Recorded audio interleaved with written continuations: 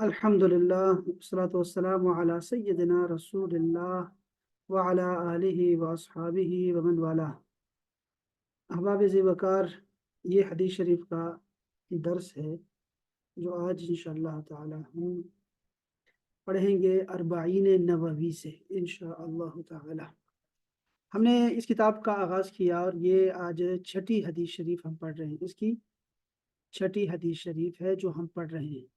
अर्बाईन नववी ये बेहतरीन किताब है। दीन के ज़रूरी जो जो अहादीस हैं, जो अहकाम हैं, वो जमा की गए हैं 40 अहादीस में। उसमें से छठी हदीस शरीफ हम पढ़ रहे हैं। और जो आज की हदीस शरीफ है, दीन के जो अगर दीन को तकसीम किया जाए 4 हिस्सों में, तो उसमें से एक हिस्सा यानी 1/4 जो हदीस है वो ये हदीस शरीफ है जो दीन के बारे में है। बहुत अहम हदीस शरीफ है। इससे ज़िंदगी बड़ी आसान हो जाती है। बहुत प्यारी हदीस शरीफ है। तो हम इसको पढ़ने की सलाह हासिल करेंगे। ये छठी हदीस है और फिर 7वीं हदीस भी पढ़ेंगे इंशाअल्लाह ताला। 2 हदीसें पढ़ेंगे। इसका उन्वान रखा है मुश्तबा चीज़ों से इज्तिनाब, मशकूक चीज़ों से इज्तिनाब के बारे में। अन अबी अब्दुल्लाह इब्न नुमान बिन बशीर रज़ियल्लाहु ताला अन्हुमा, ये हज़रत अब्दुल्ला अबू अब्दुल्ला यानी कुनियत है अबू अब्दुल्ला इनकी। वैसे इनका बेटे का नाम भी बशीर था। नुअमान सुहाबी हैं, नुअमान, और इनके वालिद भी सुहाबी है, उनका नाम है बशीर। यानी दादा का नाम भी बशीर है और पोते का नाम भी बशीर है। और ये जो रिवायत की कर रहा है वो नुअमान है, नुअमान, हज़रत नुअमान बिन बशीर।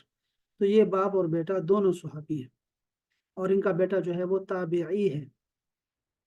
वो फरमाते हैं क़ाला समिअतु रसूल अल्लाह, फरमाते हैं कि मैंने रसूलुल्लाह सल्लल्लाहु अलैहि वसल्लम से सुना। अब ये खुद फरमा रहे हैं मैंने सुना। हालांकि ये जो नुअमान बिन बशीर है ये 8 साल के थे जब रसूलुल्लाह दुनिया से विसाल फरमा गए, पर्दा फरमा गए। क्या मैंने कहा कि ये जो हज़रत नुअमान बिन बशीर है, जब मदीना मुनव्वरा रसूल पाक ने हिजरत की है ना, तो जो अंसार में पहला बच्चा पैदा हुआ वो ये है हज़रत नुअमान बिन बशीर। अंसार में, मदीना वालों में जो पहला बच्चा पैदा हुआ उनका नाम क्या था? नुअमान। ठीक है। तो रसूल पाक, इसका मतलब है जब उनका विसाल हुआ, पर्दा फरमाया है, तो उस वक़्त इनकी उम्र जो थी वो 8 साल थी। छोटे हैं, लेकिन वो कह रहे हैं मैंने रसूलुल्लाह को सुना। उसकी वजह यह है कि ये हज़रत नुअमान बिन बशीर जो है इनको शौक था हदीस सुनने का। ये पहली सफ़ में बैठा करते थे, बहुत छोटे थे। जैसे हज़रत अली शेर खुदा बहुत ज़्यादा छोटे थे और बहुत शौक था उनको दीन का। और ऐसे बहुत सारे बच्चे हम देखते हैं अपनी ज़िंदगी में, बहुत शौक होता है उनको पढ़ने का। तो इसी तरह जो है ये भी, इनको भी बहुत शौक था। और रसूलुल्लाह सल्लल्लाहु अलैहि वसल्लम की जो आदत करीमा थी वो ये थी कि एक हदीस को 3-3 दफ़ा, 4-4 दफ़ा दोहराया करते थे। यानी एक दफ़ा बयान कर दी है, फिर उसके बाद कोई नए लोग आ गए मुसलमान होने के लिए, उनको फिर एक हदीस शरीफ बता दी, किसी आयत की तशरीह बता दी, तो आपकी हर तशरीह हदीस कहलाई है। तो इसलिए हज़रत नुअमान बिन बशीर को बहुत सारे हदीस सुनने का मौका मिला, उनमें से एक ये है। इनके बारे में आपको मैं और भी बताता हूँ, इस किताब से ही बताता हूँ आपको, लेकिन उनसे सुनते हैं कि उन्होंने क्या कहा। फरमाते हैं कि मैंने सुना रसूल पाक सल्लल्लाहु अलैहि वसल्लम ने फरमाया, इन्नल हलाल बैयिन, जो हलाल है यकीनन वो बिल्कुल वाज़ेह है, यकीनन हलाल वाज़ेह है। व इन्नल हरामा बैयिन, और बेशक जो हराम है वो भी वाज़ेह है। हलाल भी वाज़ेह है और हराम भी वाज़ेह है। व बैनहुमा उमूरुन मुश्तबिहातुन औ मुशब्बिहातुन औ मुतशाबिहातुन, मुख्तलिफ अल्फाज आए हैं हदीस शरीफ में। चूँकि ये हदीस हज़रत नुअमान बिन बशीर से भी रिवायत है, हज़रत अम्मार इब्न यासिर से भी रिवायत है, ये हज़रत अब्दुल्ला इब्न उमर से भी ये हदीस रिवायत है, और ये हदीस हज़रत अब्दुल्ला इब्न मसऊद से नहीं, हज़रत अब्दुल्ला इब्न अब्बास से भी रिवायत है। तो ये बहुत मशहूर हदीस इस हवाले से है। और ये मैंने बताया कि 1/4 अहादीस में से है, दीन इस्लाम में से है, यानी दीन का 1/4 है ये हदीस। ये बहुत अहम हदीस है। मैं ये महबारा, ये सुने ज़रा, बहुत बहुत प्यारी हदीस शरीफ है। और मैं आपको बहुत दफ़ा सुना भी चुका हूँ, ज़रा एक दफ़ा दोबारा सुनते हैं किताब में से। तो फरमाया कि हलाल जो है वो बिल्कुल वाज़ेह है और हराम भी बिल्कुल वाज़ेह है। وبینہما امور، اور ان حرام اور حلال کے درمیان میں کچھ ایسی باتیں ہیں، معاملات ہیں جو کہ مشکوک ہیں، مشتبہ ہیں. تو پھر فرمایا لا يعلمهن کثیر من الناس، ان معاملات کو جو کہ مشکوک ہیں، شک میں ڈال دیتے ہیں انسان کو کہ یہ حلال میں ڈالیں اس کو یا حرام میں ڈالیں، وہ اکثر لوگ اس کے بارے میں نہیں جانتے. یہ رسول اللہ پاک صلی اللہ علیہ وسلم فرما رہے ہیں، ٹھیک ہے، حدیث شریف ہے. فمن اتقى الشبہات، تو جو بندہ ڈر گیا اور بچ گیا مشکوک چیزوں سے، فقد استبرأ لدینہ وعرضہ، تو اس نے اپنے دین کو بچا لیا اور اپنی عزت بچا لی. ٹھیک ہے.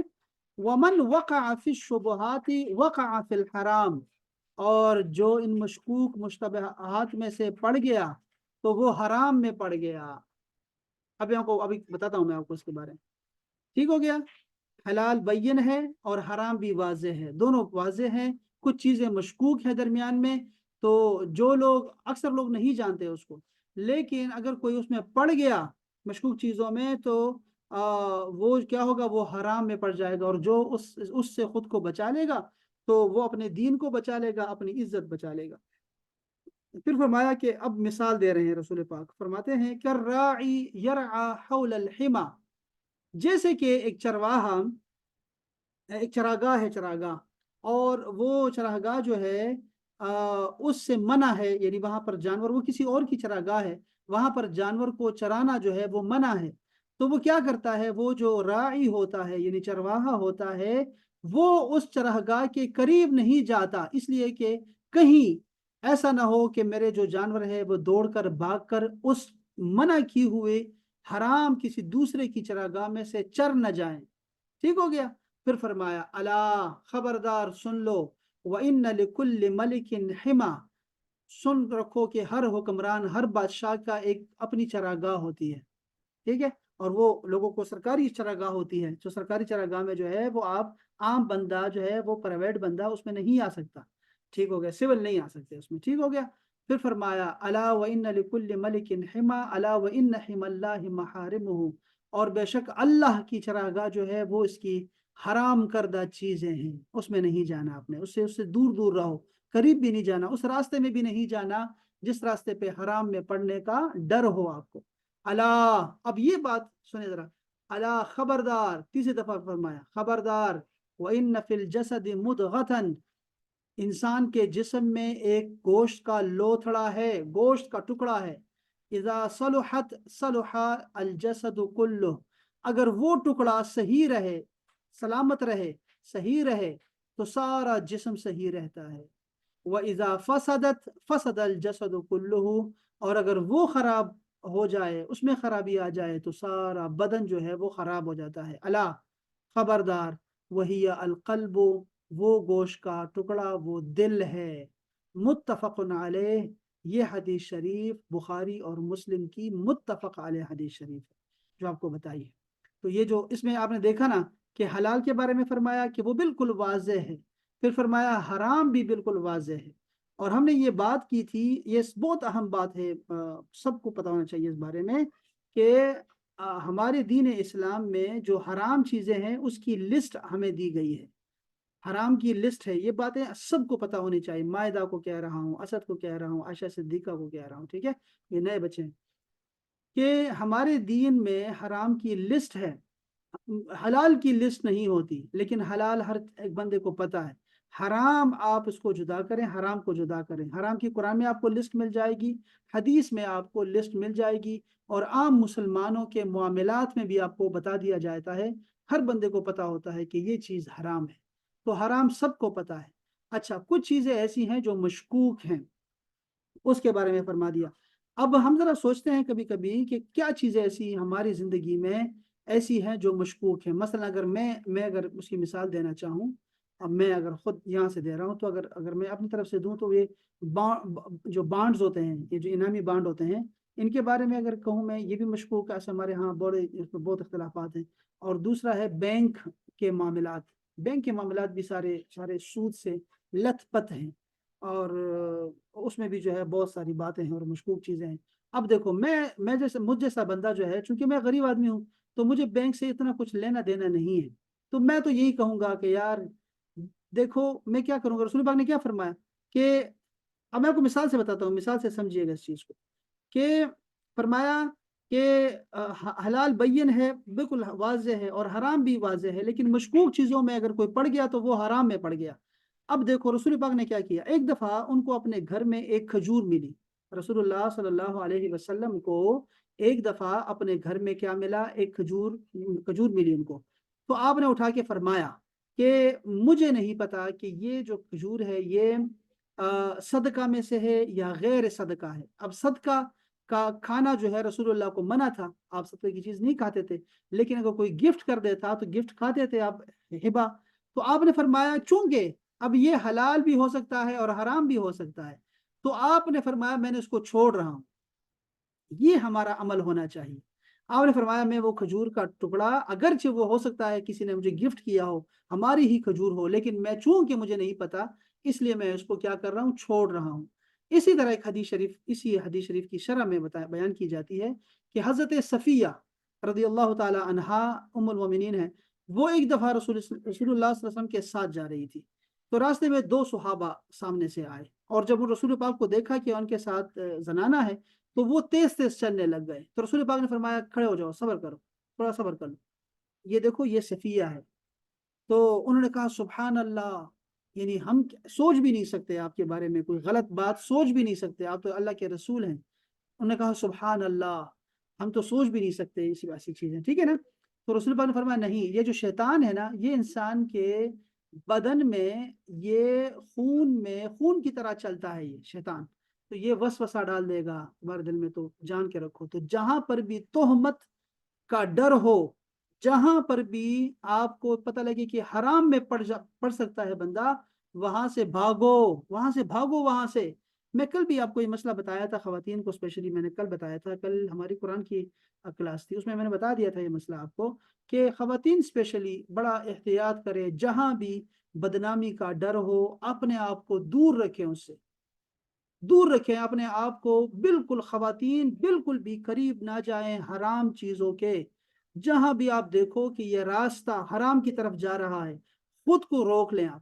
مردوں پر اتنی بات نہیں آتی جتنے پہ خواتین پہ بات بہت زیادہ آتی ہے, اس لیے میں نے یہ حدیث شریف آپ کو سنائی, ٹھیک ہے. تو کل میں نے ایک مثال بھی آپ کو بتائی تھی کہ وہ ایک ایسا واقعہ آ گیا ہمارے سامنے سے کہ وہ اس میں لڑکی کی کوئی خطا نہیں ہے, لیکن اس کو طلاق دے رہے ہیں کہ تم جو ہے وہ کیوں رات کو اٹھ گئی تھی. حالانکہ وہ خاتون اٹھی تھی, ایک خاتون تھی, تو وہ اٹھی ہے, رات کو سردی لگی اس کو, تو وہ چادر لینے چلی گئی, اور وہ چادر لینے گئی ہے کسی دوسرے کمرے میں الماری سے نکالنے کے لیے, لیکن اس کمرے میں کچھ اس کے دیور وغیرہ سوئے ہوئے تھے, یا اس کے کوئی بھتیجے وغیرہ سوئے ہوئے تھے, بڑے تھے وہ. تو شوہر جو ہے وہ شوہر بھی جاگ گیا, اور اس نے کہا تم کیوں وہاں اس کمرے سے آ رہی ہو, کیوں آ رہی ہو. 2 منٹ کی بات ہوگی شاید ساری, لیکن اس پہ پڑ گیا مسئلہ. اس لیے میں نے آپ کو یہ حدیث شریف سنا دی کہ یہ شیطان جو ہے نا, یہ بہت ظالم ہے. یہ اسی طاق میں رہتا ہے کہ کسی جگہ پر جو ہے لوگوں میں لڑائی کروا دے. یہ ذہن میں رکھیے گا. اور یہ جو اب ایک اور بات بتاؤں آپ کو میں, یہ جو جنات ہوتے ہیں نا, یہ بھی یہی کام کرتے ہیں. ان میں سے جو شیطان ہوتے ہیں یہ لڑواتے ہیں ایک دوسرے کو خاندان میں. یہ آپ کو غلط باتیں بتاتے ہیں. اگر کسی پہ آساب, یہاں ہمارے اکثر ایسے ہوتا ہے کہ اس پہ آسیب آ گئے ہیں, تو پوچھتے ہیں کس نے کیا یہ کام, تو وہ کسی کا نام لے دیتے ہیں خاندان میں سے, کسی جھوٹ ہی بات کر دیں گے, بالکل جھوٹ بولتے ہیں. تو ہمارے علماء کرام جو ہے نا, جو ہمارے دوست احباب جو اس کام کرتے ہیں, تو وہ کہتے یہی ہیں کہ یہ لوگ لڑواتے رہتے ہیں, شیطانوں کا کام یہ ہے. تو جنات میں بھی شیطان ہوتے ہیں, مردوں میں بھی ہوتے ہیں شیطان, یعنی کہ انسانوں میں بھی شیطان ہوتے ہیں. تو اپنے دونوں سے بچنا ہے. تو یہ حدیث شریف بڑی خوبصورت حدیث شریف ہے اس حوالے سے کہ فرمایا حلال بالکل واضح ہے اور حرام بھی بالکل واضح ہے. ٹھیک ہو گیا. میں نے بتایا آپ کو کہ حرام کی لسٹ ملے گی آپ کو, حرام کی لسٹ آپ کو مل جاتی ہے, ہر چیز کا لوگوں کو پتہ ہے, مسلمانوں کو پتہ ہے, اور ان کے معاشرے میں وہ رائج ہوتی ہے. لیکن حلال کی لسٹ نہیں ہوتی, اس لیے اس کے علاوہ جتنی چیزیں ہوتی ہیں, اگر آپ دیکھیں کہ قرآن میں اس کی کوئی ذکر ہوا ہے اچھی طرح سے, تو آپ کو تو ثواب ملے گا. حدیث شریف میں اس پہ عمل دیکھا, کوئی کھانے کی چیز ہے, پہننے کی چیز ہے, کوئی رہنے کی جگہ ہے, کوئی نوکری ہے, کوئی کمائی کا ذریعہ ہے تو ثواب ملے گا آپ کو، سنت پہ عمل کریں گے ثواب ملے گا آپ کو۔ لیکن اگر کوئی آپ کو کوئی قرآن میں حدیث میں کوئی چیز نہیں ملتی اس کھانے کے بارے میں، اس چیز کے بارے میں، تو اس کا یہ مطلب نہیں ہے کہ وہ حرام ہے۔ جیسے آج کل وہ بھینس کی قربانی پہ بات کر رہے ہیں کہ بھینس کی قربانی رسول اللہ نے نہیں کی، صحابہ نے نہیں کی، یا وہ میلاد کا زمانہ آتا ہے تو وہ کہتے ہیں یہ میلاد رسول اللہ نے نہیں کی، قرآن میں کہاں ہے، ایسی باتیں شروع کر دیتے ہیں نا۔ آپ دین کے مزاج کو سمجھیں کہ دین میں حلال کی لسٹ ہی نہیں ہوتی، جائز کاموں کی لسٹ نہیں ہوتی۔ اگر جائز کاموں میں رسول اللہ کا آپ کو کوئی عمل مل جائے، صحابہ کا عمل مل جائے تو ثواب ملے گا آپ کو بہت زیادہ، ورنہ وہ چیز مباح ہوتی ہے۔ آپ کی نیت اس کو آپ کو ثواب دلا دیتی ہے، آپ کی نیت ہوتی ہے اس پہ۔ تو ابھی یہ جو جیسے بھینس کی قربانی آ گئی ہے، بھینس کی قربانی پہ پوری لسٹ ہے ہمارے پاس سینکڑوں ائمہ کی، جن کو عربی آتی ہے، جو عربی کے ڈکشنریز ہمارے پاس موجود ہیں جتنی بھی، ان سب میں بھینس کو وہ گائے قرار دیا ہے کہ گائے کی ایک جنس ہے۔ ٹھیک ہے، اب بھینس کی تلاش میں نہ رہو۔ تو اب یہ کیا کرتے ہیں جو لوگ اس کو نہیں مانتے، جن کے کوئی امام نہیں ہے، جن کا کوئی بھی وہ کسی کو نہیں مانتے، وہ کہتے ہیں ہم قرآن کو ہم نے پڑھنا ہے اور حدیث کو، وہ کیا کرتے ہیں چاول کھاتے رہتے ہیں۔ ان کو نہ قرآن میں چاول ملتے ہیں نہ حدیث میں ملتے ہیں، لیکن چاول کھاتے رہیں گے، بھینس کا دودھ پیئیں گے، بھینس کا گوشت کھاتے رہیں گے، لیکن کہیں گے قربانی نہیں کر سکتے اس پہ۔ پتہ نہیں یہ اب کھانا کہاں سے لیا انہوں نے کہ گوشت کس نے کھایا جو یہ کھا رہے ہیں سارے، یہ دودھ پی رہے ہیں اس کا، لیکن اس پہ جو ہے نا قربانی پہ منع کریں گے آپ کو۔ تو اب دیکھو جس چیز کے بارے میں منع نہیں ہے نا وہ آپ کے لیے ویسے ہی جائز ہو جاتی ہے، یہ بات ہمیں سمجھنی چاہیے اس چیز کو۔ تو اس طرح بہت ساری چیزیں ہیں۔ اب یہ جو سٹنگ وغیرہ پیتے ہیں، یہ کولڈ ڈرنکس پیتے رہتے ہیں، نئے نئے جوسز آ گئے ہیں ہمارے پاس، بہت ساری چیزیں آ گئی ہیں، اب وہ ہم استعمال کرتے ہیں تو وہ سارا کچھ کیا ہے، اگرچہ وہ ساری چیزیں جو ہے وہ نہیں ہیں، قرآن میں ذکر نہیں ہے، حدیث میں ذکر، قرآن میں ذکر ہے لیکن نام لے کے نہیں ہے کہ سٹنگ ہے، سٹنگ کہاں ہے قرآن میں، سٹنگ نہیں ہوگا، لیکن آپ کو بتا دیا جائے گا کہ ہر حلال چیز جو ہے وہ تمہارے لیے کیا ہے، وہ جائز ہے۔ اس میں طیبات دیکھو، حلال میں طیبات کھاؤ پیو، طیبات وہ ہوتی ہیں جو صحت کے لیے مفید بھی ہو، حلال تو ہو لیکن وہ مفید بھی ہو، اس کو طیبات بولتے ہیں، حلال سے ایک اعلیٰ کیٹیگری ہوتی ہے۔ مطلب یہ جو ساری چیزیں آپ دیکھتے ہیں، وہ بچے اکثر ہمیں کہتے رہتے ہیں نا کہ وہ فروٹ والے کے پاس سے گزرتے ہیں تو کہتے ہیں یار اتنے زیادہ فروٹ اس کے پاس پڑے ہیں، بڑے بڑے آم پڑے ہیں اس کے پاس، اور یہ ہندوانا پڑا ہوا ہے، اناناس پڑا ہے، کیوی پڑا ہوا ہے، یہ ایووکاڈو پڑا ہوا ہے، یہ کھاتا کیوں نہیں ہے یہ سب، یہ فروٹ والا؟ تو ہم اسے کہتے ہیں بچے یہ جس کا ہے لیکن یہ کھا نہیں سکتا، یہ ہمارے لیے اس نے بنا کے رکھا ہوا ہے، اگرچہ وہ ہمارے لیے بھی حلال ہے لیکن وہ ہمارا نہیں ہے نا، حلال تو ہے وہ چیز لیکن ہمارے لیے وہ طیب نہیں ہے، چونکہ وہ ہمارا ہے ہی نہیں، وہ اس بندے کا ہے، پیسے دیں گے تو وہ ہمارے لیے طیب بھی ہو جائے گا اور وہ حلال بھی ہو جائے گا۔ تو اس طرح ہی آپ کو چیزیں مل جاتی ہیں، تو آپ کو اللہ پاک نے فرمایا کہ میں نے تمہارے لیے ساری دنیا آپ کے لیے مسخر کر دی ہے، سارا کچھ میں نے تمہارے لیے بنایا ہے انسان، اور تم کو اپنے لیے پیدا کیا ہے، یہ سارا کچھ تمہارے لیے ہے اور تمہیں اپنے لیے پیدا کیا ہے۔ تو اب یہ کرو کہ سارا کچھ کھاؤ پیو، چلو اللہ کی زمین میں جاؤ، چلو پھرو، سیر کرو، دیکھو ذرا۔ تو عرض یہ کرنی تھی کہ آپ مجھ سے بار بار نہیں پوچھیں گے نا کہ یہ چوئنگم آئی ہے، یہ چوئنگم حلال ہے کہ حرام ہے، یہ جو شورما آ گیا ہے، شورما کھا سکتے ہیں کہ نہیں کھا سکتے؟ اب ہم اسے کیا، میں کہوں گا شورما کس سے بنتا ہے؟ سور کا شورما کھاتے ہو یا پھر بکرے کا کھاتے ہو یا پھر تم مرغی کا کھاتے ہو؟ بتاؤ تو صحیح کیا ہے شورما؟ تو آپ کہیں گے کہ یہ شورما جو ہے وہ گوشت کا بنتا ہے، تو میں کہوں گا یار حلال ہے نا، کیا کیوں پوچھتے ہو ایسی چیزیں؟ یہ بند جو ہے وہ میدے کا بنا ہوتا ہے، آٹے کا بنا ہوتا ہے، تو وہ بھی حلال ہے، یہ بھی حلال ہے، چٹنی بھی حلال ہے، پیاز بھی حلال ہے، ٹماٹر بھی حلال ہے، تو تمہارے لیے شورما حلال ہو گیا۔ کوئی نہیں پوچھتا اس بارے میں کہ یہ کیسے ہو گیا۔ پھر پوچھیں گے میلاد شریف آئے گا تو کہیں گے میلاد شریف کیسے حلال ہے؟ تو میں اسے کہوں گا یار میلاد میں ہوتا کیا ہے، وہ تلاوت ہوتی ہے، جو اس میں کبھی جا کے دیکھیں، وہ تلاوت ہوگی، اس کے بعد وہ حمد ہوتی ہے، پھر نعت ہوتی ہے، اس کے بعد پھر وہ آپ کو یہ تلاوت اور رسول پاک کی سیرت بیان کی جاتی ہے، خوشیاں منائی جاتی ہیں کہ وہ رسول پاک تشریف لائے، اس رات کیا ہوا تھا، اس زمانے میں کتنی تاریکی تھی، اندھیرے تھے۔ تو یہ بات میں سمجھاتا تھا کہ وہ آپ دیکھیں گے کہ وہ میلاد بنا کس چیز سے ہے۔ جیسے ابھی ختم نبوت کے جلسے ہو رہے ہیں، تو وہ آپ مجھ سے پوچھیں کہ میں یہ جلسے حلال ہے کہ حرام ہے، یہ جلسے جو ہے کیا جائز ہے ناجائز ہے، تو میں کیا کرتے ہیں اس میں؟ آپ کہیں گے ختم نبوت کے جلسے ہیں، جی وہ رسول پاک کو خاتم النبیین جو ہے وہ اس پہ تقریریں ہوتی ہیں اور نعتیں ہوتی ہیں، میں کہوں گا یار یہ جائز ہے نا، اس میں کیا حلال، کیا پوچھ رہے ہو تم اس میں؟ تو اس طرح ہی حلال اور حرام جو ہے وہ واضح طور پہ ہے، ہر چیز واضح ہے، ٹھیک ہو گیا۔ اب کچھ چیزیں آتی ہیں جو مشکوک ہیں، اب مشکوک کی ہم بات کر رہے تھے، ٹھیک ہے؟ تو مشکوک جیسے بینک کی نوکریاں ہیں، اب میں اس میں بتا رہا تھا آپ کو کہ میں غریب آدمی ہوں، میرا بینک سے اتنا واسطہ نہیں ہے، چونکہ میرے پاس کتنے پیسے ہوں گے جو میں بینک میں رکھوں، میرے پاس ایزی پیسہ ہے، اس میں 10,000 12,000 15,000 20,000 آ جاتا ہے نا, تو وہ میں چلاتا رہتا ہوں. اب اس میں بھی سود کا ایک شائبہ رہتا ہے کہ یہ ایکسٹرا پیسے کیوں لیتے ہیں. اب وہ سروسز کے لیتے ہیں تو میں اس کی جانچ پڑتال کر لیتا ہوں, لیکن کچھ چیزیں ہمیں ایکسٹرا ملتی ہیں. ایزی پیسہ میں آپ کو ایکسٹرا پیسہ نہیں ملتا, لیکن وہاں ملتا ہے بینک میں آپ کو ایکسٹرا پیسہ ملتا ہے باقاعدہ سے. تو اس پہ تو آپ کو چیزیں پتہ ہے کہ یہ چیزیں ٹھیک نہیں ہیں.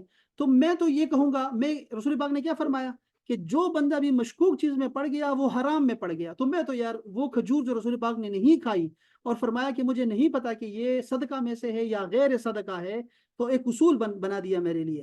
تو میں اس میں نہیں پڑوں گا. یار میرے پاس پیسہ کوئی 20,000 روپے ہے, تو میں کیا کروں, میں بینک میں اس کو رکھوا کے, یار ٹھیک ہے میں مشکوک معاملہ ہے تو میں ایسا کرتا ہوں کہ اس کو گھر میں رکھ لیتا ہوں, اسی پیسہ میں رکھ لیتا ہوں. لیکن ایک مسلمان جس کے پاس 3 کروڑ روپے ہیں, 4 کروڑ روپے ہیں, وہ گھر میں کیسا رکھ سکتا ہے اور وہ کہاں جائے گا؟ تو میں اس کو, وہ میرا فتویٰ نہ لے, وہ کسی بڑے آدمی کا فتویٰ لے, جا کے سرچ کرے اس پہ کہ یار میں کیا کروں, اس کے بارے میں کیا کروں, اور جتنا ممکن ہو وہ مشکوک چیزوں سے بچے. کیونکہ یہ ہم اس زمانے میں ہے جس زمانے میں ہم لوگ بنی اسرائیل بن گئے ہیں. وہ جو بنی اسرائیل کو کہا کہ تم لوگ جو ہے ہفتے کے دن جو ہے وہ نہ شکار کرو, تو وہ چال چلتے تھے اللہ کے ساتھ. اب ہمارے چالے چل رہے ہیں, علماء کرام بھی ایسے لگے ہوئے ہیں اور ان کو بڑی بڑی تنخواہیں دے دیتے ہیں, اور وہ کہتے ہیں ہاں یہ بالکل ٹھیک ہے. وہ بٹھائے ان کو اسی لیے کہ وہ قسمیں کھائیں گے وہاں پر کہ یہ ساری چیزیں جو ہے حلال ہے حلال ہے. تو اسے میں تو ڈرتا ہوں. اب آپ کو بھی ڈرنا چاہیے, جن کا اتنا ضروری نہیں ہے کوئی بھی مشکوک کام ہے. میں آپ کو صرف یہ تو اتنا کہہ رہا تھا نا, اور بہت سارے مشکوک ہمارے بچے ہیں ابھی کرپٹو کرنسی میں ابھی کام کر رہے ہیں. تو کرپٹو کرنسی کیا ٹھیک ہے کہ نہیں, بائٹ کوئن وغیرہ آ گئے ہیں اور بہت ساری ایسی چیزیں آ گئی ہیں. تو جو چیز مشکوک ہے آپ اس کو چھوڑ دیں, چونکہ حرام میں پڑ جاؤ گے. اب اس کا نقصان کیا ہوگا آپ کو؟ رسول پاک نے فرمایا اس کی مثال ایسی ہے جیسے چراگاہ ہوتی ہے, سرکاری چراگاہ, اور سرکاری چراگاہ کے پاس جو ہے جو بندہ سمجھدار ہوتا ہے چرواہا, وہ اپنے بھیڑ بکریوں کو وہاں قریب ہی نہیں جانے دیتا. ایسا نہ ہو کہ کہیں سے وہاں سے نہ چر لے, ٹھیک ہے. تو وہ کیا کرتا ہے, دور رکھتا ہے. رسول پاک فرما رہے اس حدیث شریف میں. اور پھر فرمایا کہ اللہ تعالیٰ کی بھی چراگاہ ہے اور وہ ہے حرام, تو حرام سے بچو, دور رہو. اب اس کا نیچے جو اس کا آخری جو حصہ ہے اس حدیث شریف کا, جس کو 1/4 حدیث کہا گیا ہے, دین کا پورا دین ہے یہ. اب یہ اتنی بڑی پیاری حدیث پاک ہے نا, تو اس میں کیا فرمایا کہ الا, اب خبردار, یہ آخری 2 لائنیں. رسول پاک نے فرمایا کہ جسم میں ایک گوشت کا ٹکڑا ہے, اور اگر وہ ٹھیک رہے تو سارا جسم ٹھیک رہتا ہے, اگر وہ خراب ہو جائے تو سارا جسم خراب ہو جاتا ہے, اور وہ دل ہے. اس کا مطلب ہے کہ رسول پاک نے انسان کے اعضاء میں جو مرکزی کردار بتایا ہے, جس کو امیر کہا ہے, امیر بادشاہ کہا ہے اعضاء کا, وہ ہے دل. اب ہم سب کو چاہیے کہ اگرچہ ہمیں سب اعضاء کی حفاظت کرنی ہے, لیکن سب سے زیادہ ضروری ہمارا دل ہے کہ آپ نے دل کی حفاظت کرنی ہے. اب دل ہمارا زخمی نہیں ہوتا, جیسے ہمارے ہاتھ زخمی ہو سکتے ہیں, ہمارا سر, ہماری اور بہت ساری. دل میں کیا ہوتا ہے, دل کو زنگ لگ جاتا ہے. قرآن مجید میں فرمایا اللہ پاک نے اس کو ران کہا قرآن مجید میں, کہ زنگ لگ جاتا ہے. کس سے؟ اسی طرح کے مشکوک چیزوں میں پڑنے سے. اس کی عادت بن جاتی ہے, اس کی عادت بن جاتی ہے. جو بندہ ڈرتا نہیں ہے نا مشکوک چیزوں سے, اور کہتا ہے نہیں نہیں یار وہ فلاں فتویٰ موجود ہے, وہ فلاں ہے, میں ڈھونڈ لوں گا یار, کوئی نہ کوئی مولوی مل جائے گا مجھے, اور وہ اس چکر میں رہتا ہے, اور وہ ایسے ہی اس نے اپنے دین کو بنایا رکھا ہوا ہے کہ وہ آسان چیزیں تلاش کرتا رہتا ہے, اور وہ مشکوک چیزوں میں پڑتا رہتا ہے. تو اس کا دل کالا پڑ جاتا ہے, اور دل کی حفاظت نہیں کر رہا وہ بندہ. اسی لیے اس حدیث کے آخر میں اس دل کا ذکر ہے. تو یہ جو دل ہے نا, اس کی ہمیں حفاظت کرنی ہے. یہ کیوں؟ اب اس کے لیے اس پہ ایک الگ سے ہمارے اسلام میں ایک سائنس بن گئی ہے. جیسے ہمارے پاس قرآن کو سمجھنے کے لیے تفسیر ایک پوری سائنس ہے نا, آپ تفسیر کے بغیر قرآن مجید کو نہیں سمجھ سکتے. کوئی مائی کا لال یہ نہیں کہہ سکتا کہ میں رسول اللہ کی ہوئی تفسیر جو قرآن کی ہے, صحابہ کی جو تفسیر ہے, اس کے بغیر بھی قرآن پہ عمل کر سکتا ہوں. کوئی ایسا عالم آپ کو نہیں ملنے والا. کوئی بڑا ہی بے وقوف یوٹیوبر ہوگا جو ایسی باتیں کرے گا کہ میں قرآن سے بات سمجھ جاتا ہوں. ایسے کبھی نہیں ہو سکتا. ہم تفسیر پوری سائنس ہم نے بنا لی ہے ایک پوری, اس کو کہتے ہیں علم تفسیر. اور تفسیر میں پھر اس کے بعد جو ہے وہ آپ جو ہے پرنٹنگ آ رہی ہے اور بڑی بڑی تفسیریں آ رہی ہیں. اسی طرح حدیث کو سمجھنے کے لیے ہم نے شرح حدیث شروع کر دی. اب حدیث کی شرح ہوتی ہے باقاعدہ سے کہ صحابہ نے حدیث کو کس نظر سے لیا, اور ان کی کیا رائے تھی اس حدیث کے بارے میں, اور رسول اللہ کا عمل کیا دیکھا, ان کا عمل کیا تھا, مدینہ کا عمل کیا تھا, مکہ کا عمل کیا تھا. اور جو صحابہ گئے شام گئے تھے ان کا کیا عمل تھا، جو کوفہ میں رہے ان کا کیا عمل تھا، جو مصر گئے ان کا کیا عمل تھا، وہ شرح حدیث کرنا شروع کر دیتے ہیں۔ پھر آ گئی ایک اور سائنس پیدا کر دی ہم نے، اور اس کو کہتے ہیں فقہ، اصول فقہ۔ اور وہ کیا تھا کہ قرآن اور حدیث اور عمل صحابہ کو لے لو اور سمجھو بات کو کہ ایک ہی معاملے کے بارے میں اللہ کا فرمان بھی موجود ہے، اللہ کے رسول کا عمل بھی موجود ہے، اور وہ عمل مکہ میں کچھ اور تھا، مدینے میں کچھ اور ہے، مکہ میں تھا ہی نہیں، مدینے میں آ گیا، مدینے میں آ گیا اس کے بعد وہ بدل گیا، اس طرح بھی ثابت ہے، اس طرح بھی ثابت ہے۔ تو اب صحابہ کا یہ عمل بھی موجود ہے، وہ عمل بھی موجود ہے، خواتین نے اس کو ایسے لیا، مردوں نے اس کو ایسے لیا، مدینہ والوں نے ایسے لیا، مکہ والوں نے ایسا لیا، کوفہ والوں نے اس کو ایسے لیا، جو بوڑھے صحابہ کرام تھے انہوں نے ایسا لیا، جو جوان صحابہ کرام تھے انہوں نے ایسے لیا، سردی میں یہ تھا، گرمی میں یہ ہو گیا۔ اب یہ اصول فقہ بتاتے ہیں، پھر آپ کو ائمہ آتے ہیں مذاہب اربعہ، اور وہ آپ کو بتاتے ہیں کہ کون سی حدیث ہے، کس پہ عمل کرنا ہے تمہیں، علم پورا ایجاد ہو گیا۔ اسی طرح قرآن مجید کو صحیح الفاظ کے ساتھ، تلفظ کے ساتھ ادا کرنے کے لیے کہ کہیں ہم اپنی نمازیں نہ خراب کر دیں، ایک پورا علم ایجاد ہو گیا، پوری سائنس تھے، اس کو کہتے ہیں علم قراءت، علم تجوید، وہ ثابت ہو گئی، اور ابھی سارے لوگ پڑھ رہے ہیں اس میں پڑھ کے، اور ہم قرآن مجید کو خوبصورت سے خوبصورت تر بنانے کی کوشش کر رہے ہیں، اور مصر والے سب سے آگے، ایران والے سب سے آگے آپ دیکھتے ہیں، اور خوبصورت کر دیا قرآن مجید کو ان علماء کرام نے، اور ہماری نمازیں خوبصورت ہیں ہماری ان کی وجہ سے، اگرچہ ہماری زبانیں پنجابی، اردو اور پشتو ہے، لیکن پھر بھی ہم عربی کو، عربی کے اس فن کے ساتھ، اس صرف کارنامہ ہے علم تجوید کے سائنس کا، کہ وہ ایسے لوگوں نے ہمیں پہنچایا کہ جس سے ہمارا قرآن خوبصورت ہو گیا، اور ہم بھی قریش کی طرح قرآن پڑھ سکتے ہیں، ہمارے بچے بھی قرآن پاک ایسے پڑھتے ہیں۔ تو یہ ایک علم، اس کے بعد ہم نے قرآن کو سمجھنے کے لیے صرف پیدا کر دی، نحو پیدا کر دی، ہم نے علم سیرت پیدا کر دی، علم تاریخ پیدا کر دی، اسی طرح ایک علم جو ہے نا وہ دل کے احوال کے متعلق ہم نے بنا لیا، اور اس کو کہتے ہیں علم تصوف۔ تصوف ایک ایسی سائنس ہے جس میں باقاعدہ سے ڈاکٹر ہوتے ہیں، طبیب ہوتے ہیں دل کے، اور وہ دل کو امراض سے بچاتے ہیں۔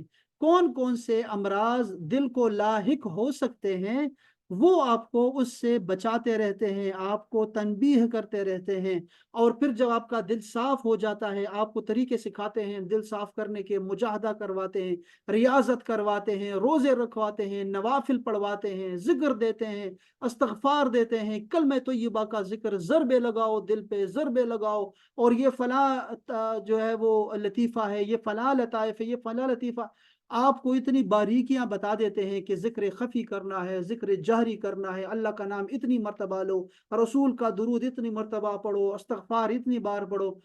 آپ کو ایسی سائنس سے آپ کا دل ایسے صاف کر دیتے ہیں نا، جیسے آپ لوگ کپڑے صاف کرتے ہیں کہ اتنا سوڈا ڈالنا ہے، اتنا صابن لگانا ہے، اتنے پھیرے دینے ہیں اس کو واشنگ مشین میں۔ خواتین کو پتہ ہے اس علم کا، مردوں کو سکھانا پڑتا ہے، سیکھنا پڑتا ہے، اور وہ پورا علم ہے اس کا۔ اسی طرح وہ دل کے دو بھی گاٹھ ہیں ان کے پاس، تصوف کے مراکز، خانقاہیں بنی ہوتی ہیں، اور اس میں وہ بیٹھ کے دل کو صفائی کا کام کرتے رہتے ہیں، دل کو صاف کرتے رہتے ہیں، بالکل سادہ سے لوگوں کو بھی ایسے دین کی باتیں بتاتے ہیں جس سے ان کا دین خوبصورت ترین دین ہو جاتا ہے، اور وہ لوگوں کو دکھا سکتے ہیں، غیر مسلموں کو رام کر دیتے ہیں بالکل، اور وہ لوگ بھی کلمہ پڑھا دیتے ہیں، اور وہ پھر، ہاں ہم نے سنا حضرت خواجہ معین الدین چشتی رحمۃ اللہ تعالی علیہ کو، جنہوں نے 1 لاکھ بندوں کو کلمہ پڑھوا دیا، اور حالانکہ وہ ہندو تھے، مشرک لوگ تھے، اور ان کو بھی کلمہ پڑھا دیا۔ اور ہمارا تصوف کا ہمارے اوپر احسان ہے ہندوستان پہ کہ اس نے باریکیاں سمجھی، اور انہوں نے ایسے طبیب بھیجے، اللہ پاک نے ایسے طبیب بھیجے اس سرزمین پر،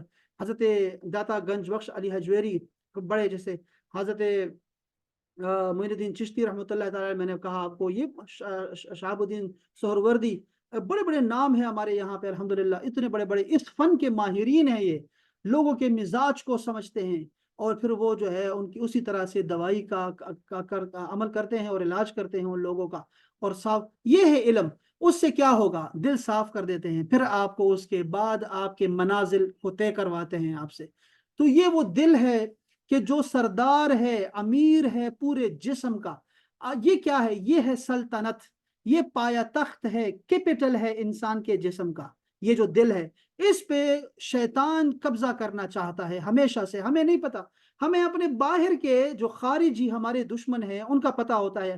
بابا بلے شاہ نے بڑا خوبصورت اس کے بارے میں فرمایا ہے کہ جو دکھائی نہیں دے رہا اس کے پیچھے دوڑ رہا ہے، جو اندر بیٹھا ہوا اس کو پڑھتا ہی نہیں، اس کو پکڑتا ہی نہیں ہے یہ بندہ۔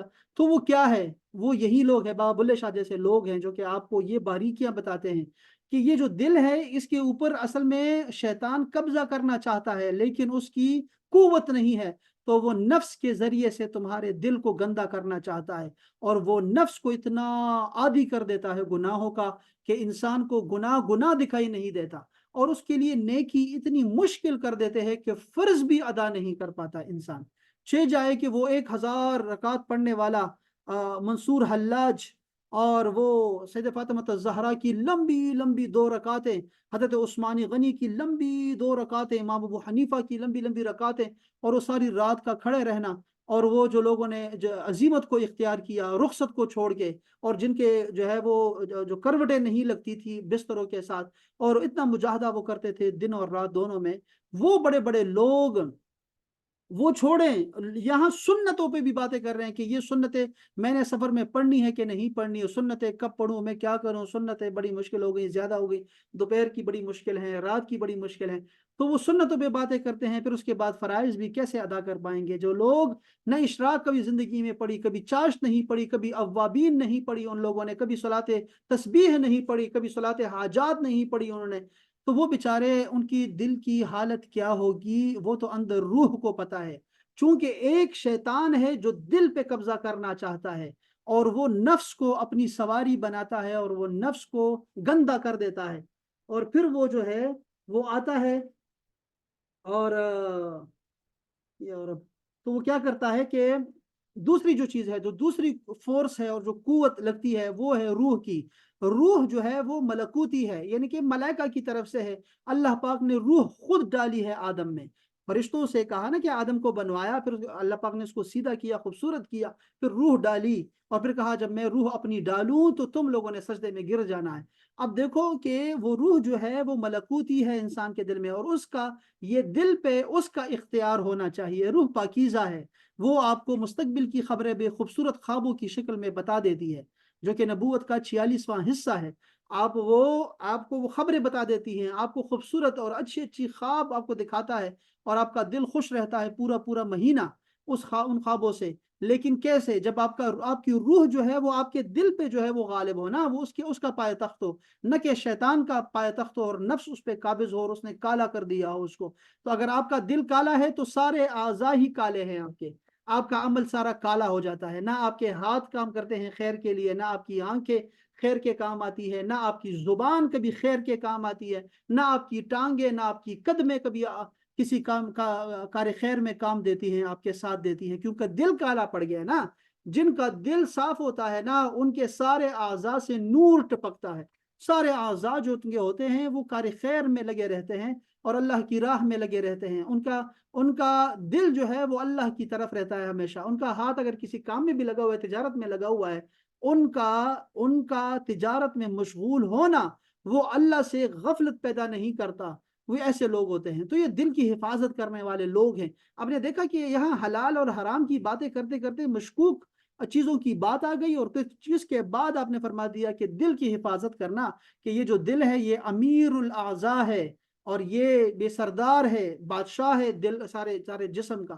اس پہ پھر کیا کیا اولیاء اللہ نے، صوفیاء کرام نے اس پہ لکھا اور خود تربیت کی، عملی تربیت کی، اور وہ ایسی کتابیں نہیں پڑھاتے تھے آپ کو، وہ عمل کر کے دکھاتے تھے، وہ کردار کے غازی تھے وہ لوگ، وہ آپ کو اپنے اعمال سے، اخلاق سے دکھاتے تھے، اور لوگوں کو جو ہے وہ اپنے قریب کرتے تھے۔ اور بڑی بڑی کتابیں تو ہم پڑھاتے رہتے ہیں نا، یہ مشکل مشکل الفاظ آپ کو پڑھاتے رہتے ہیں، وہ صوفیاء کرام جو ہوتے ہیں وہ کردار سے آپ کو پڑھاتے ہیں، اور وہ آپ کو اللہ کے قریب کرتے ہیں، اللہ کے رسول کے قریب کرتے ہیں، سنتوں کے قریب کر دیتے ہیں، اور پھر آپ کے لیے کلمہ پڑھنا جو ہے وہ بالکل آسان کر دیتے ہیں۔ اور ایک عام بندہ اور آپ میں جو صوفیاء کا ساتھ دیتا ہے، ان کی سنگتوں میں رہتا ہے، اور وہ اللہ والوں کے ساتھ رہتا ہے، بہت بڑا فرق آ جاتا ہے درمیان میں۔ آپ اس سے پوچھیں گے تو وہ کہے گا میں نے فجر کے بعد 1000 مرتبہ جو ہے لا الہ کا ورد کیا ہے، میں نے 1000 مرتبہ درود پڑھا ہے، میں نے 316 بار استغفار پڑھا ہے صبح فجر کے بعد، اور میں نے سورہ یاسین پڑھ لی ہے، میں نے ایک پارہ پڑھ لیا۔ آپ حیران ہو جائیں گے کہ یار یہ تو میں نے رکھا ہی نہیں ہے، میں تو پڑھوں گے، لیکن ٹائم مل گیا تو پڑھ لیں گے، ورنہ وہ تو اس کو ڈیلی کا پورا جو ہے نا اس کا وظیفہ ہوتا ہے۔ تو وہ نیک لوگ جو ہوتے ہیں وہ لوگوں کو نیک بناتے رہتے ہیں اور ان کا دل صاف رکھتے ہیں، تو ان کے لیے یہ اعمال بڑے آسان ہو جاتے ہیں، یہ مشکل اعمال نہیں ہے۔ یہ اللہ پاک نے ہم پہ کوئی بوجھ نہیں ڈالا نماز کا، جو فرض نماز بھی ہم نہیں پڑھ سکتے، یہ کوئی بوجھ نہیں تھا، یہ تو اللہ والے بڑی خوشی سے کرتے ہیں۔ اور جب بھی نماز کے لیے کھڑے ہوتے تھے تو اس کو معراج سمجھتے تھے کہ یہ معراج ہمارا ہو رہا ہے، اللہ سے ملاقات ہے، تو وہ اس سے کبھی کبھی ڈرتے بھی تھے نماز سے، ایسے رنگ ان کا فک ہو جاتا تھا، ایسے ڈرتے تھے کہ ابھی اللہ کے سامنے کھڑے ہونے والے۔ اور ہمیں پتہ ہی نہیں چلتا نمازوں کا کہ نماز پڑھ لی نہیں پڑھی، کتنی رکعتیں پڑھی ہیں، کیا پڑھا میں نے کیا نہیں پڑھا، چونکہ ہمارا دل حاضر نہیں ہے نا۔ تو یہ جو ہمارا دل ہے نا، یہ اس پہ کتابیں لکھی گئی ہیں۔ اگر آپ نے دل کے بارے میں کتابیں پڑھنی ہے نا تو آپ کو اولیاء اللہ کے اوپر جو کتابیں لکھی گئی ہیں، بہت ساری کتابیں ہیں، آپ ان میں سے کوئی کتاب جو ہے وہ پڑھنا شروع کر دیں، آپ کو اندازہ ہو جائے گا کہ دل کے معاملات کیسے چلتے ہیں، آپ کی دنیا بدل جائے گی، آپ کے سوچ کا زاویہ بالکل تبدیل ہو جائے گا۔ اس میں جو بہترین کتابیں ہیں اگر میں آپ کو بتانا چاہوں، اچھی بات ہے، اچھا موقع ہے اگر آپ کو میں اس کے بارے میں بتا دوں تو اچھی بات ہے، اللہ کرے یہ چیزیں آپ کو سمجھ آ جائے۔ ایک دیکھو یہ کتاب ہمارے پاس ہے، جیسے میں آپ کو دکھاتا ہوں، یہ تذکرۃ الاولیاء، ٹھیک ہے۔ اب یہ ایسی کتاب ہے کہ آپ کو اس سے، یہ آسان کتاب ہے، اردو میں لکھی گئی ہے نا، تو آسان ہے ہمارے لیے، اس کو سمجھنا آسان ہو جاتا ہے۔ آپ کو تذکرۃ الاولیاء خواجہ فرید الدین عطار نے لکھی ہے، بہت پیاری کتاب ہے، اور اگر کوئی پڑھنا چاہے گا اس کو تو ضرور پڑھے، چھوٹی سی کتاب ہے لیکن اس میں اولیاء اللہ کی زندگی جو ہے وہ بیان کی گئی ہے۔ میں آپ کو بھیج دوں گا انشاءاللہ تعالی یہ کتاب۔ اگر میں اس سے آسان کتاب آپ کو بتاؤں تو وہ ہے تذکرے اور صحبتیں، یہ میرے استاد کی کتاب ہے، بڑی پیاری کتاب ہے، اور اس میں بھی بہت آسان طریقے سے جو ہے وہ اولیاء اللہ کی زندگی کا جو ہے وہ بتائی گئی ہے، بڑی خوبصورت کتاب ہے، یہ کتاب بھی میں آپ کو بھیج دوں گا۔ اچھا، تیسری کتاب اگر میں آپ کو بتاؤں تو وہ ہے سفیر، اللہ کے سفیر ہے نا وہ، ہاں اللہ کے سفیر، بڑی پیاری کتاب ہے، اللہ کے سفیر۔ یہ میں آپ کو اردو کی کتابیں بتا رہا ہوں کہ جو آپ کو کام دے سکتی ہے، یہ مقام آصف نے لکھی ہے، خان آصف نے لکھی ہے، بہت پیاری کتاب ہے یہ بھی، خان اللہ کے سفیر، پڑھنی چاہیے۔ اسی طرح شہاب نامہ پڑھ سکتے ہیں آپ کو، اس میں سے بہت ساری چیزیں روحانیت کی مل جائیں گی۔ زاویہ پڑھیں آپ، زاویہ جو حضرت اشفاق احمد صاحب کی کتاب ہے زاویہ، یہ اس کے 3 حصے ہیں، وہ ضرور پڑھیں، زاویہ کتاب بہت پیاری کتاب ہے، یہ آپ کی جو ہے نا وہ آپ کو بتائے گی کہ دل کے اعمال کیا ہوتے ہیں۔ اچھا، اسی طرح اگر آپ اس کو پڑھنا چاہتے ہیں تو ایک اور کتاب بھی اس طرح کی ہے، وہ واصف علی واصف صاحب کی کتابیں ہیں، ہمارے زمانے میں یہ کتابیں بڑی زبردست ہیں، ان کی گفتگو جو ہے وہ گفتگو کے نام سے ان کی کتابیں چھپتی ہیں، اور یہ واصف علی بہت پیاری کتابیں ہیں، آپ کو مزہ آئے گا، آپ کہیں گے اچھا اچھا یہ ہے، او ہو یہ تو بڑا بڑا خوبصورت دین ہے، بڑا مزہ آئے گا آپ کو پڑھتے پڑھتے، بہت مزہ آئے گا۔ اسی طرح پروفیسر رفیق احمد صاحب کی جو کتابیں ہیں وہ ساری ہی زبردست ہے، رفیق احمد صاحب کی، پروفیسر رفیق احمد صاحب کی جتنی کتابیں ہیں وہ جو ہے وہ آپ لے سکتے ہیں، پروفیسر رفیق احمد، ہاں پروفیسر احمد رفیق اختر، ان کی تو کتابیں استفسارات ہے، اور ان کے بہت ساری کتابیں ہیں، بڑی مشکل کتابیں، تھوڑی سی مشکل ہے یہاں کی، کیونکہ یہ بہت اور طرح سے تربیت کرتے ہیں یہ، تو ان کی کتابیں بڑی خوبصورت ہیں، وہ ضرور پڑھیں، پروفیسر ہے ماشاء اللہ، وہ بڑی زبردست ان کی کتابیں ہیں ساری، جو پڑھ سکتے ہیں یہ ضرور پڑھیں کتابیں۔ اچھا، تو یہ پوری سائنس ہے، ویسے تو یہ نہیں ہے کہ یہ کتابیں ہیں ہمارے پاس، جو اصل کتابیں ہیں وہ اور بہت ساری ہیں، جیسے ان میں سے جو ہے رسالہ قشیریہ ہمارے پاس سب سے بہترین کتاب ہے، رسالہ قشیریہ، جو لوگ زیادہ پڑھے لکھے ہیں اور وہ پڑھنا چاہیں گے وہ رسالہ قشیریہ پڑھیں، رسالہ قشیریہ ہم لوگ تصوف میں پڑھتے ہیں، اور یہ بہترین کتاب ہے، اور یہ دیکھیں تصوف کا انسائکلوپیڈیا، یہ پڑھیں آپ، تو آپ کے نا یہ آپ کو کوئی میں قرآن و حدیث نہیں پڑھائیں گے آپ کو اولیاء اللہ کے گفتگو آپ کو بتاتے ہیں، اور آپ کو دین کی سمجھ آنا شروع ہو جاتی ہے کہ اچھا یہ ہے، اور یہ ہے اصل دین، اور یہ ہے خوبصورت ترین دین جو آپ کو رسالہ کشریہ میں ملے گا، آپ کو بڑی بہترین ہے یہ چیزیں۔ اچھا ایک اور بھی ہے ذہن میں آتی ہے میرے، وہ فؤاد الفؤاد، فؤاد الفؤاد یہ فؤاد الفؤاد، فوائد الفؤاد، فؤاد الفؤاد، فوائد الفؤاد، یہ کتاب ہے فوائد الفؤاد، یہ بڑی پیاری کتاب ہے۔ اور یہ بھی بہت، یہ حضرت نظام الدین اولیاء ان کے مجلس سے ہیں، اور بڑی خوبصورت کتاب ہے، اور یہ میں چاہوں گا کہ یہ کتاب آپ ضرور پڑھیں، آپ ہر ایک کے پاس ہونی چاہیے، بڑی خوبصورت کتاب ہے۔ یہ کتابیں وہ ہیں جو ہم نے یعنی اس سے آغاز کیا تھا دل کی دنیا کو بدلنے کے لیے، یہ وہ کتابیں ہیں، اور آپ کو مزہ آئے گا، یقین بتا رہا ہوں میں، آپ کو مزہ آئے گا آپ کو انشاءاللہ۔ تو بہرحال میں جو بتانا چاہ رہا تھا یا احباب، وہ ٹو دی پوائنٹ جو آپ کو بات بتانا چاہ رہا تھا، وہ یہ بات تھی کہ رسول پاک صلی اللہ علیہ وسلم نے فرمایا کہ حلال بالکل واضح ہے، حرام بالکل واضح ہے، درمیان میں کچھ چیزیں مشکوک ہیں، اس میں نہ پڑو، اکثر لوگ نہیں جانتے۔ جو اس سے بچ گیا وہ اپنے دین کو بچا گیا، اپنی عزت کو بچا گیا، اور جو اس میں پڑ گیا مشکوک چیزوں میں، شبہات میں، تو وہ حرام میں پڑ گیا۔ جیسے کہ کسی چراگاہ میں جو ہے، سرکاری چراگاہ سے جو چرواہا ہوتا ہے اپنے مویشیوں کو دور رکھتا ہے کہ کہیں اس میں پڑ نہ جائے، ایسے خود کو رکھو، دور رہو ایسی مشکوک چیزوں سے۔ اور اللہ تعالیٰ کی یہ جو چراگاہ ہے نا، یہ محارم ہے، اس کی جو چیزیں حرام کی ہوئی ہے اس سے دور دور رہو۔ یہ جیسے بدکاری ہے، اللہ نے فرمایا کہ لا تقربوا الزنا، بدکاری کے قریب بھی نہ جاؤ، یعنی اس راستے پہ بھی نہ جاؤ۔ یہ لڈو کھیلنا ہے، لڈو کھیلنا کوئی ایسے کوئی حرام نہیں ہے، لیکن وہ آپ کو جوئے کی طرف لے جائے گی نا، تو اس لیے گھر میں نہ رکھو تو بہتر ہے ایسی چیزیں۔ تاش ہے، جیسے تاش کھیلنے میں تو کوئی برائی نہیں ہے، سوائے اس کے کہ آپ کو اگر نماز کا وقت ہو اور آپ کو نماز سے روکے، ہر بندہ آپ کو منع کرے گا، سب کہیں گے یہ ناجائز ہے، لیکن اس کے علاوہ کوئی تاش کو حرام نہیں کہتا، سوائے اس کے کہ وہ حرام کی طرف لے جاتی ہے۔ اور اب ہم لوگوں نے کرکٹ کو بھی جوے کا سبب بنا دیا ہے، یا فٹ بال کو بھی بنا دیا ہے، تو یہ ہمارے زیادتی ہے، اور یہ ہم اپنی نسلوں پہ زیادتی کر رہے ہیں، نسلوں کے ساتھ زیادتی کر رہے ہیں۔ یہ ایسا نہیں ہے کہ صرف اس وقت کے لیے ایسا کر رہے ہیں، پیسے کما رہے ہیں، بلکہ آپ حرام جو ہے نا کما رہے ہیں، اور حرام نسلوں کو دے رہے ہیں، ان کو یہ مزہ دے رہے ہیں، تو اس سے دور رہیں۔ بہرحال یہ چیزیں ہر مسلمان کو پتہ ہوتی ہے۔ دیکھیں ایک حدیث شریف میں رسول پاک صلی اللہ علیہ وسلم نے ایک صحابی کے دل پہ ایسے ہاتھ رکھا، ایسے ایسے دو تین تھپکیاں دی، اور فرمایا کہ اپنے دل سے جو ہے نا فتویٰ لے لو، دل سے فتویٰ لو نا۔ تو یہ جو حلال پتہ ہے سب کو، حرام پتہ ہے آپ کو، پتہ ہے کہ ایسے بہت سارے سوالات ہمارے پاس آتے ہیں، اور آپ کو پتہ ہے کہ وہ اس لیے سوال کرتے ہیں، وہ مسئلہ نہیں سمجھنا چاہتے، وہ چاہتے ہیں کہ ہم ان کو ایسے بتائیں کہ یہ جو چیز تم نے پیسے جو سرکاری فنڈ میں سے جو آپ نے لے لیے ہیں، وہ اس لیے لیے ہیں تو وہ جائز ہے تمہارے لیے، چونکہ اس کا کوئی والی وارث نہیں ہے تو تمہارے لیے جائز ہے۔ اگر کوئی اسٹور کیپر ہے تو وہ اسٹور میں چیزیں رہ جاتی ہیں تو وہ پوچھتا ہے کہ یہ اس کا میں کیا کروں، وہ چاہتا ہے کہ وہ یہ کہیں کہ لے لو تو تمہاری ہو گئی، لیکن وہ ایسے کیسے کہہ سکتے ہیں؟ کیوں پڑتے ہو ایسے حرام چیزوں میں؟ اللہ پاک نے جب حلال دے دیا ہے، حرام میں کیوں پڑتے ہو تم؟ لیکن وہ ایسے کریں گے۔ اسی طرح یہ جو پروفٹ آتا ہے، آپ کو بہت سارے پروفٹ آتے ہیں ہمارے سرکاری ملازمین کو تنخواہوں کی شکل میں، اور پھر وہ بہت سارے فنڈز ہوتے ہیں، تو وہ سب کو پتا ہوتا ہے کہ یہ چیزیں جو ہے نا وہ مجھے ایسی مل رہی ہیں، پھر بھی وہ لیں گے۔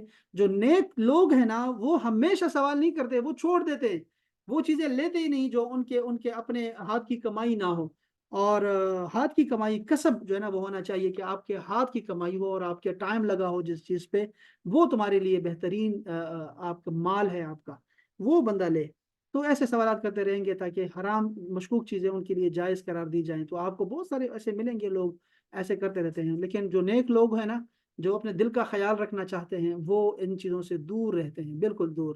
تو آپ لوگ بھی کوشش کیجئے گا کہ ان چیزوں سے دور رہیں۔ یہ حدیث شریف جو ہم نے پڑھی ہے، یہ چھٹی حدیث شریف تھی جو کہ ہم لوگوں نے اربعین نووی سے پڑھی، اور یہ حضرت نعمان بن بشیر کی روایت تھی۔ اور میں نے آپ کو نعمان بن بشیر کا بتایا کہ ان کے بیٹے کا نام بھی بشیر ہے، اور یہ بڑے مشہور صحابہ میں سے ہے یہ حضرت نعمان۔ اور 8 سال کے بعد یہ ہوا کہ پھر ان کے ساتھ جو ہے زمانہ آ گیا خلفائے راشدین کا۔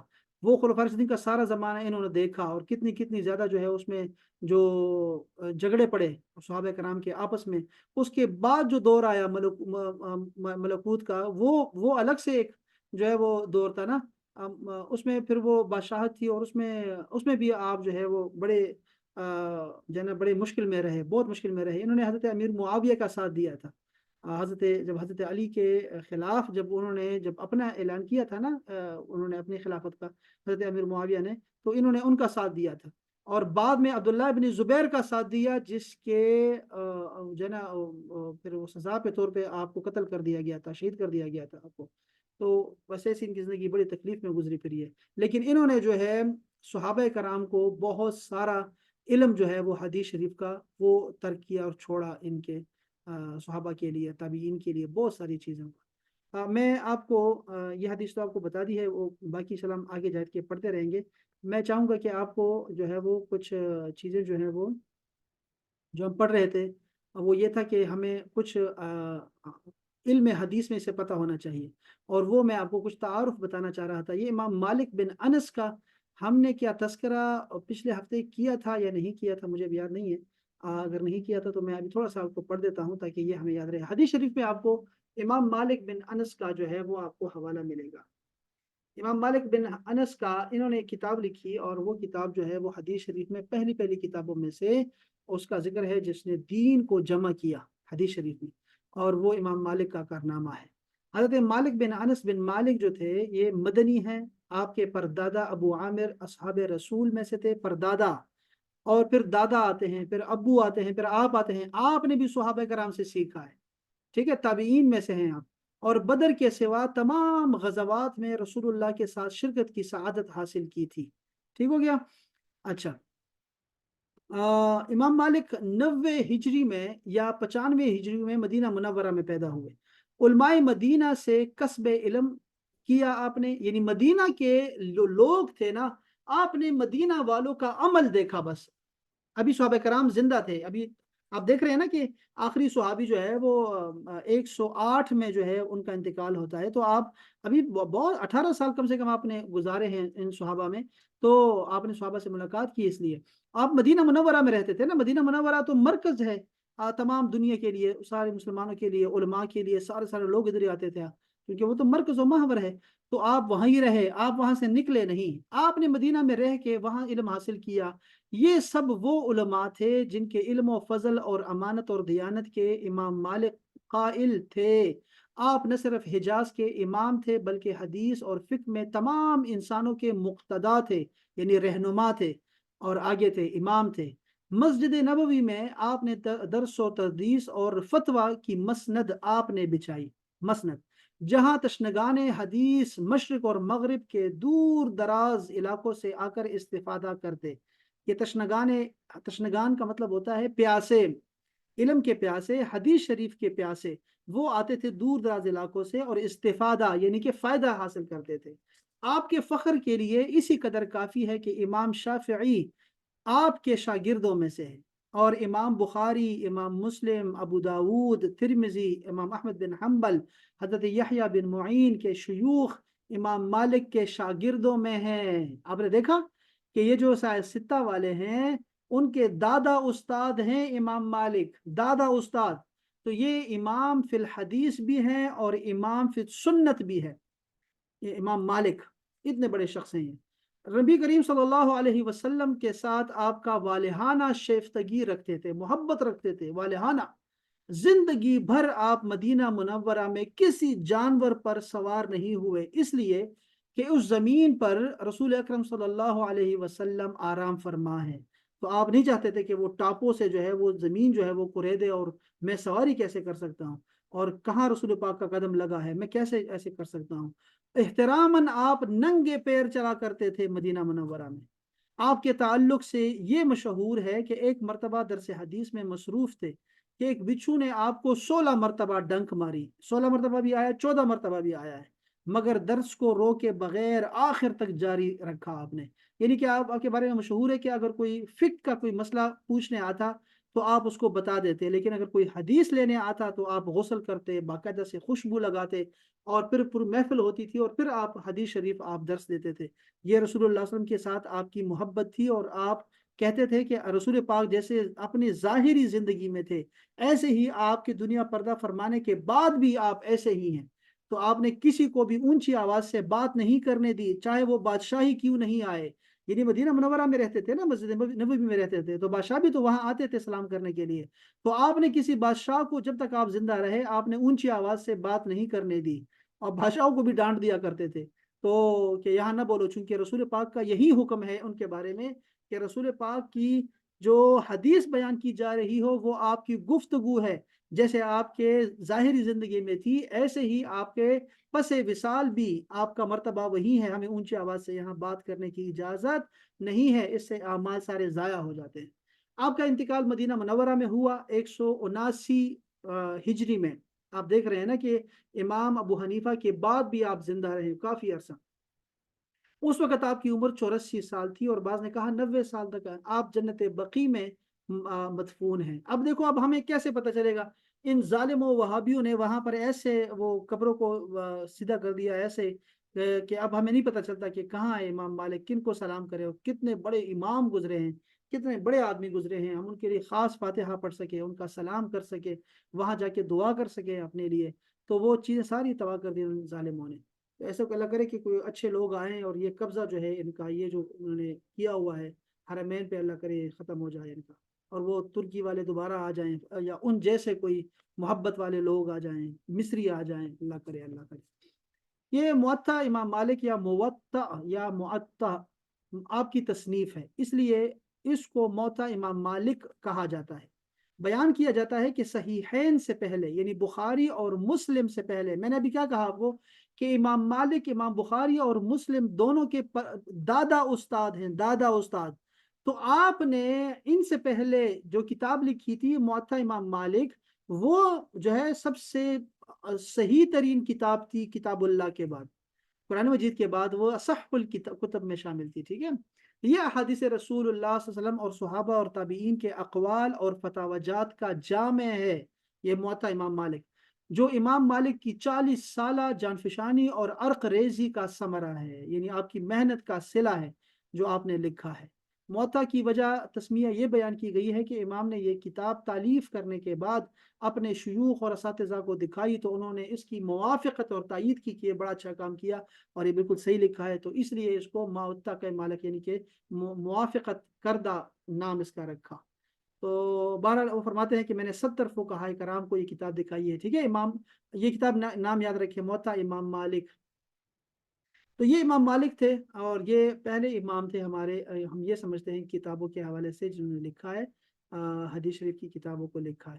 تو اس کے بعد پھر امام احمد حنبل کا انشاءاللہ ذکر ہم بعد میں کریں گے انشاءاللہ تعالی. بہرحال الحمدللہ یہ اربعین نووی کی ہم نے آج 6ٹھی حدیث شریف پڑھی ہے، اور ساری شروحات میں یہی لکھا گیا ہے.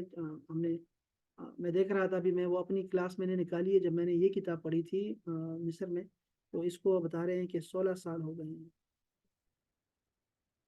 یہ درس یہ پڑھ رہے تھے، اس میں ہم بیٹھے ہوئے تھے، یہ بتا رہے ہیں یہ 14 سال پہلے انہوں نے یہ اس کو اپلوڈ کیا ہے، لیکن یہ ہم نے شاید 2009 میں پڑھی ہے، تو اس کو 16 سال ہو گئے ہیں اس درس کو جب ہم نے یہ کتاب پڑھی تھی. اور یہ میں نے حفظ کی ہے یہ کتاب، اربعین نووی میں 40-41 احادیث ہیں، اس کو حفظ کرنا ہوتا ہے. تو آپ کو بھی میں نے یہ کام دیا تھا، لیکن اس کا کوئی خاطر خواہ جو ہے کوئی رزلٹ نہیں آیا، بڑا دکھ مجھے ہوا اس بات کا، لیکن کیا کریں. تو پڑھنا چاہیے، آپ سب کو پڑھنا چاہیے. میں آپ کو حدیث اور بھی بیچتا رہوں گا انشاءاللہ.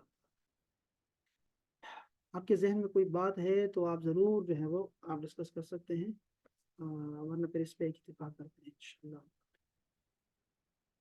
کوئی بات سمجھ نہیں آئی تو وہ بھی انشاءاللہ آپ کر سکتے ہیں، بعد میں بھی آپ کر سکتے ہیں، اور گروپ میں بھی آپ بھیج سکتے ہیں، اور بھیجا کریں، ضرور بھیجا کریں انشاءاللہ. اور یہ میں دیکھوں ذرا، نسرین چلی گئی تھی نا، پھر درمیان میں چلی گئی، ان کے لیے اسپیشلی یہ محفل کی. چلیں، بہت شکریہ. آپ اللہ تعالیٰ سلامت رکھیے آپ سب دوستوں کو، آپ کی سماعتوں کا بہت بہت شکریہ. خواتین و حضرات آپ کے آنے کا بہت شکریہ.